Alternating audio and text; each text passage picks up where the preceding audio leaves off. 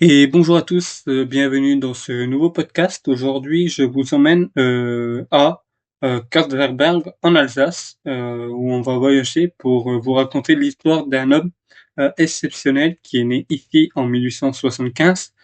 Il s'appelle Ludwig Philipp Albert Schweitzer, connu à travers donc le monde comme médecin, théologien, musicien, philosophe, et qui a eu aussi un prix Nobel de la paix. Et Albert Schweitzer, qui est né le 14 janvier 1875 à Kanzerberg, donc, alors en territoire allemand dans les années-là.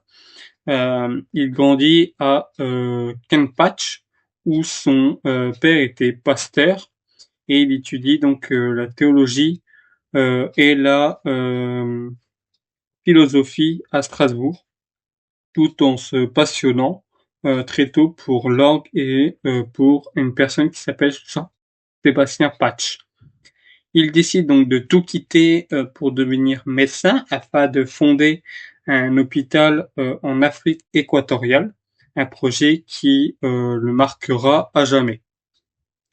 En 1913, diplômé donc en médecine, il part au Gabon fondant un hôpital à Lambaréné avec son épouse Hélène Schweitzer Preslow, elle-même formée comme infirmière, là où ils prennent en charge donc malades atteints de paludisme, lèpre et une autre affection tropicale.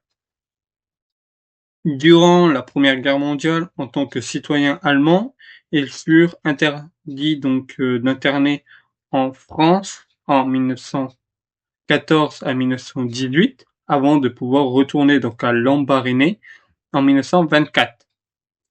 Et il développe un peu des installations médicales solides et durables pour des milliers de patients, renforçant donc son engagement humanitaire. Sa philosophie repose donc sur la notion de référence pour la vie.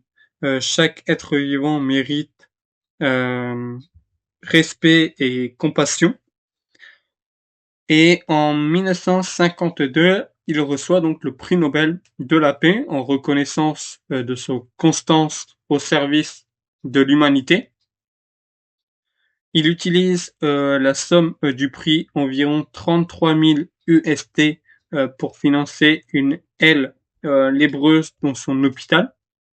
Lors de son discours d'acception à Oslo en novembre 1954, il dénonça donc les dangers du nucléaire et appela donc au désarmement. Et Albert Schweitzer donc meurt le 4 septembre 1965 à Lambaréné à l'âge de 90 ans. Son œuvre inspire aujourd'hui de nombreuses institutions, notamment le Centre Schweitzer à Kanzerberg, qui est installé donc dans sa maison natale et qui est devenu un lieu de mémoire et de sensibilisation à la paix.